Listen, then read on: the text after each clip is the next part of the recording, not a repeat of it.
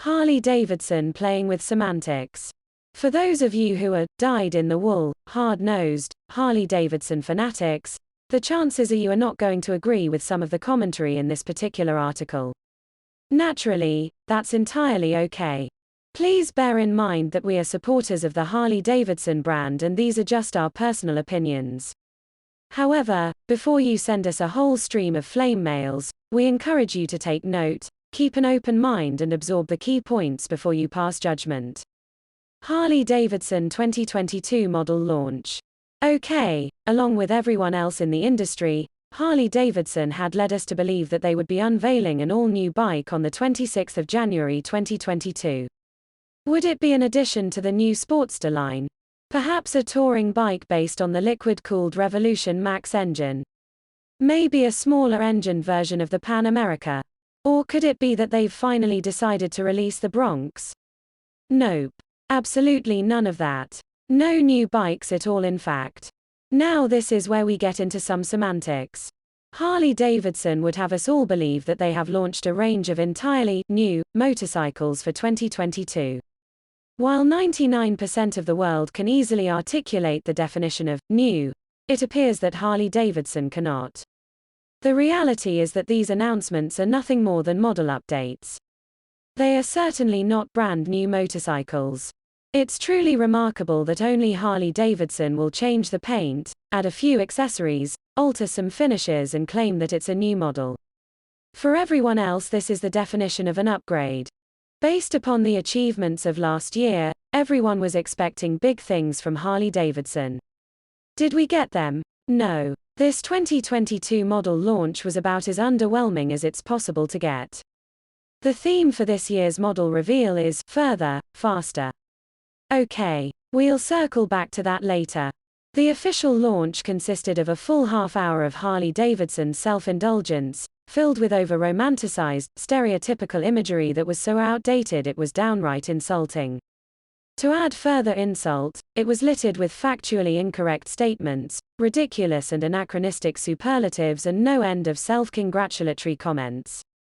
They seemed intent on immersing themselves in a delusional narrative that they spewed out of their little bubble in Milwaukee.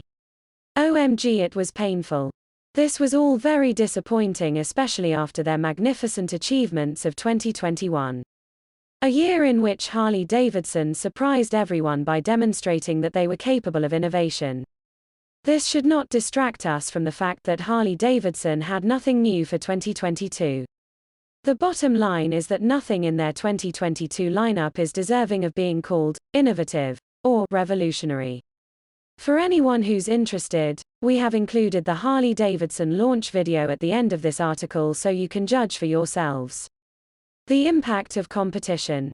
With global motorcycle sales growing rapidly, the industry has become very competitive indeed. Frankly, buyers have never had it so good.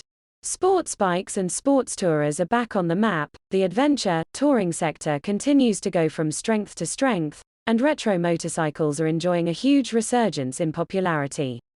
On the other hand, big, heavy, cruiser-style motorcycles have significantly waned in popularity.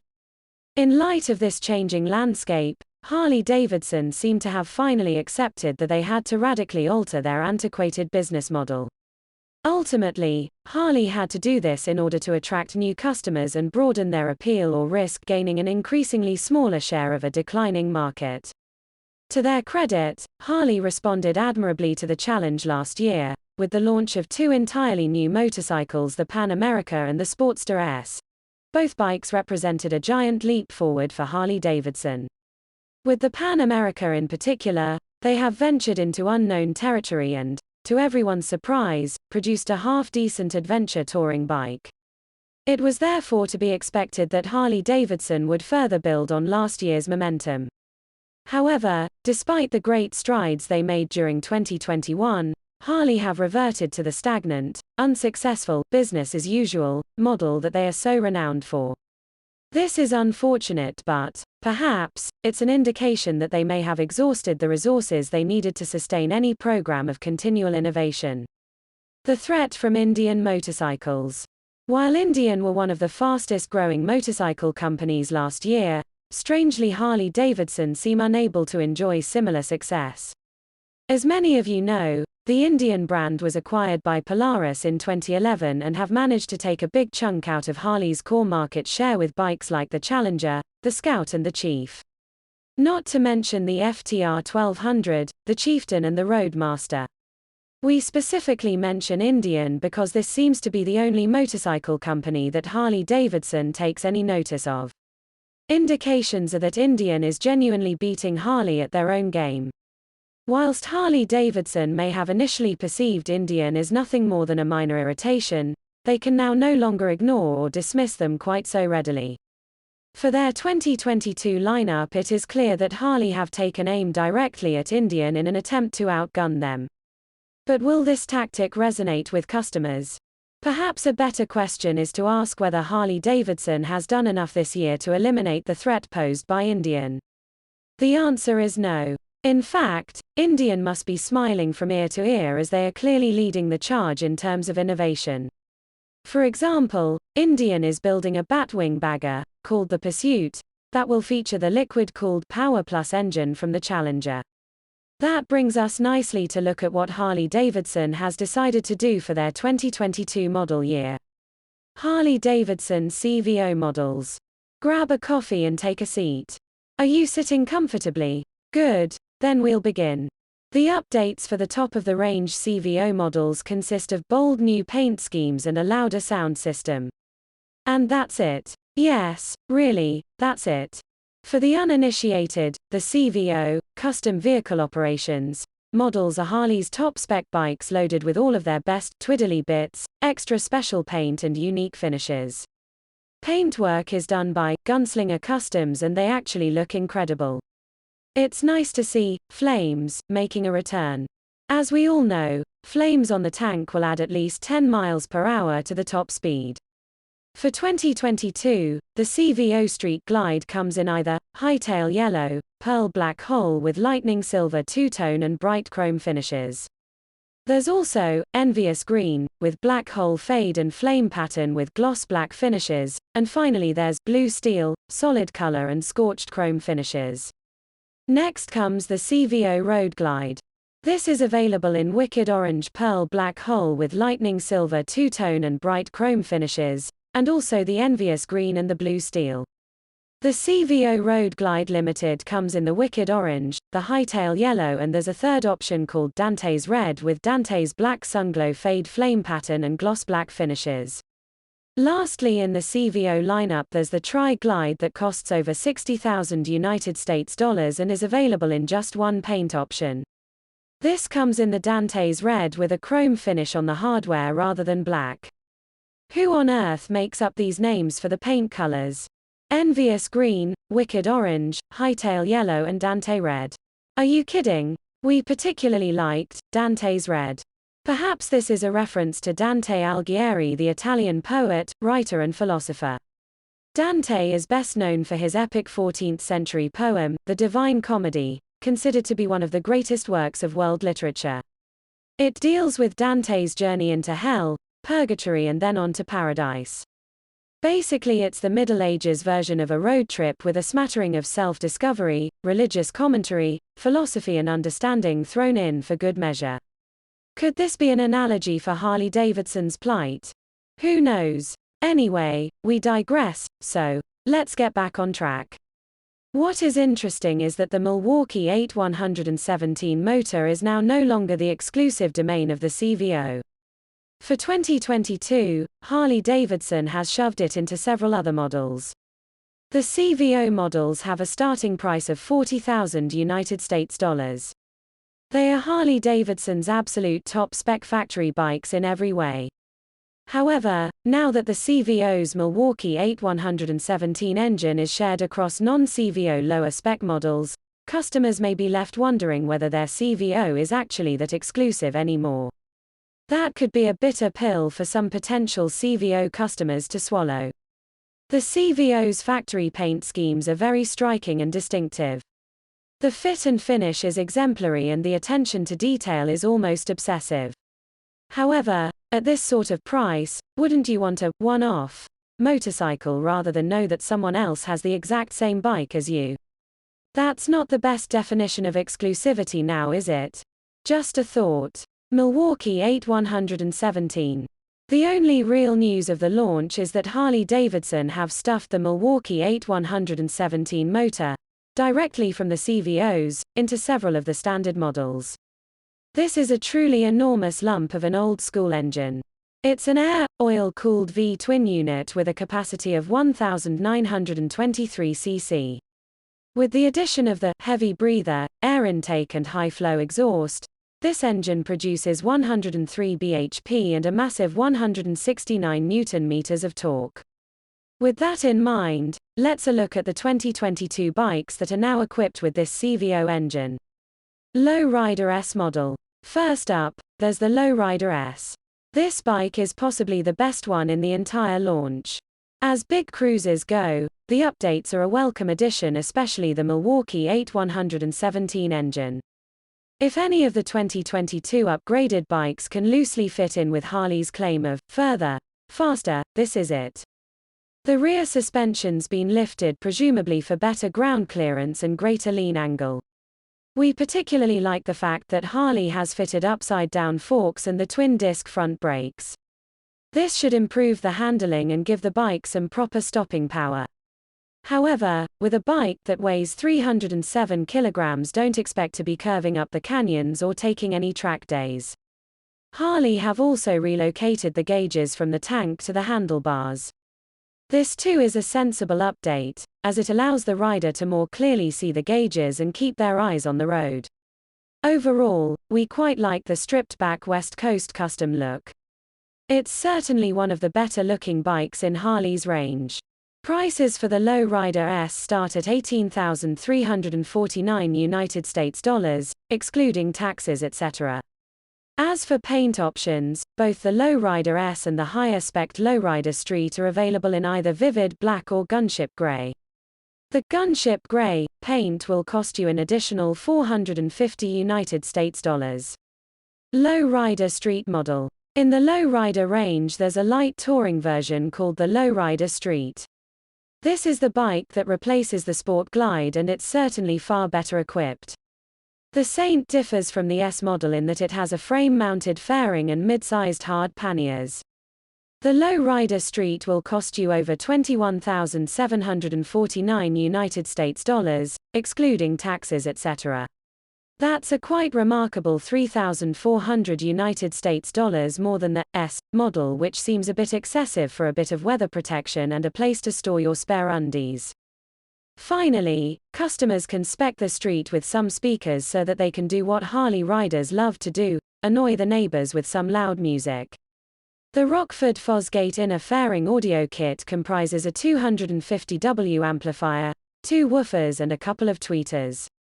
This connects via Bluetooth to a smartphone. This little setup costs a whopping $999 United States dollars and 95 cents, plus installation costs. Really? Are you kidding us, Harley? As heavyweight cruisers go, this Lowrider Street is actually a rather compelling package for a Harley. Road Glide and Street Glide, the Saint models. Next we have two more Saint variants. These are the Road Glide Street and the Street Glide Street. Harley-Davidson says that these bikes are, supposedly, derived from their exploits in the Battle of the Baggers race series. A heavily modified Road Glide ridden to victory by the amazing Kyle Wyman gave Harley the 2021 championship win. This is a truly magnificent achievement, especially as Harley got such a comprehensive thrashing from Indian during the 2020 season. The success of this race series has already seen some customers turn their standard bikes into performance-oriented baggers. Probably because of this, Harley has cleverly decided to offer a factory custom for buyers who are inspired by the race series. At this point, it's worth stating that the race bikes, be they Indian Challengers or Harley-Davidson Road Glides, only bear a passing resemblance to the road bikes that you can buy. On the plus side, these street models are a significant uplift in performance over the standard bikes. They come equipped with a solo seat, and are available in either vivid black or gunship gray with blacked out engines and exhausts. This gives them a lovely West Coast custom vibe. Unfortunately, Harley-Davidson's infamous pricing strategy has reared its ugly head again. The Harley-Davidson Road or Street Glide street models will set you back over $30,000 United States dollars, EXCL. Fees and taxes. Just to put that price into perspective, that's more than either the Honda Goldwing Bagger, $25,000, or the BMW K1600B, $26,000. Both of those bikes have the Harley-Davidson's beaten in every department you care to mention, be it performance, handling, comfort or level of equipment. For a more direct price comparison, the Indian Challenger costs $24,000 United States dollars, weighs 377 kilograms. All while pumping out 122 bhp from its modern liquid-cooled 103 CUV twin engine.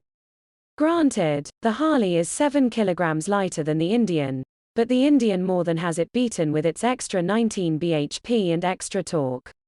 Finally, it's hard to ignore that the Indian costs $6,000 United States dollars less than the Harley and has far more standard equipment. What the Road and Street Glide street models do offer, though, are two bikes that customers finally don't have to immediately upgrade or accessorize. Hopefully, gone are the days that a Harley-Davidson customer buys a new bike and immediately has to upgrade it with a new airbox and a performance exhaust just to get the bike to perform in the way they had envisaged. Right out of the box, these street models come with ample power due to that CVO engine. We also like what Harley-Davidson have done to equip these bikes with good brakes and upgraded suspension. It remains to be seen whether Harley have done enough with these street models to inspire customers to beat a path to their door. The real question to ask is whether the Bar and Shield Harley-Davidson badge still warrants such a massive price differential over the competition. More specifically, is this enough to stop Indian from taking even more of Harley's core market? When compared to its direct competitors, the Harley street models certainly don't represent value for money. But maybe that's an irrelevant factor for customers at this end of the market. It is ironic that Harley-Davidson tries to look as though they market their bikes for the everyman, but now prices them solely for the affluent and well-heeled. Summary. There you have it. There are no new bikes from Harley-Davidson for 2022, and that's very disappointing. Last year we saw them make great strides in the right direction with the launch of the Pan America and the Sportster S. Maybe Harley-Davidson will launch something later this year. Something that is genuinely new rather than model updates.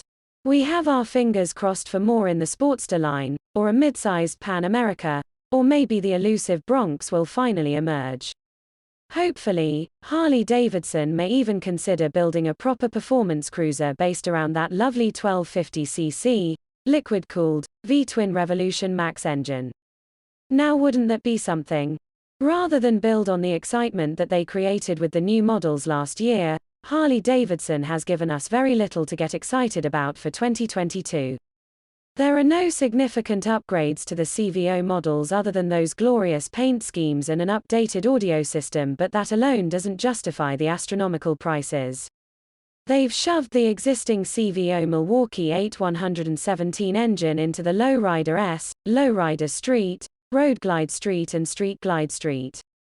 This certainly gives these models a welcome boost in power. There's no polite way of saying it, but these street models are also totally overpriced. If you look at what you get, and then compare it with all of the alternatives, they're inadequately equipped.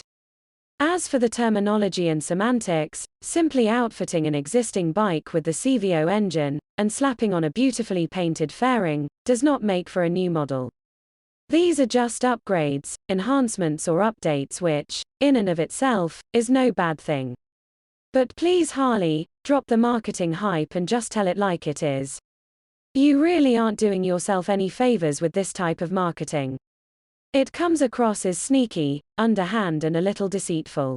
It could easily erode trust amongst the customers, invite unfair cynicism and cause a further decline in overall sales. We can't leave this without mentioning Harley-Davidson's pricing strategy. Why are they so intent on attaching such exorbitant prices to their bikes whilst systematically eliminating the more affordable models? This only means that the bikes are being pushed way beyond the limits of most riders. The bikes are destined to be nothing more than garage queens and toys for the super rich. But this may actually be Harley-Davidson's grand plan: to become a custom builder of ultra-expensive motorcycles that rarely get ridden. If that is the case, that would be a real shame, not just for Harley-Davidson but for the motorcycle community as a whole. Let us know what you think about these announcements by Harley-Davidson for 2022. Do you think this will attract the new customers that they desperately need and result in sales success? Or do you think they have gone in the wrong direction? Drop us a line with your thoughts, comments and insights.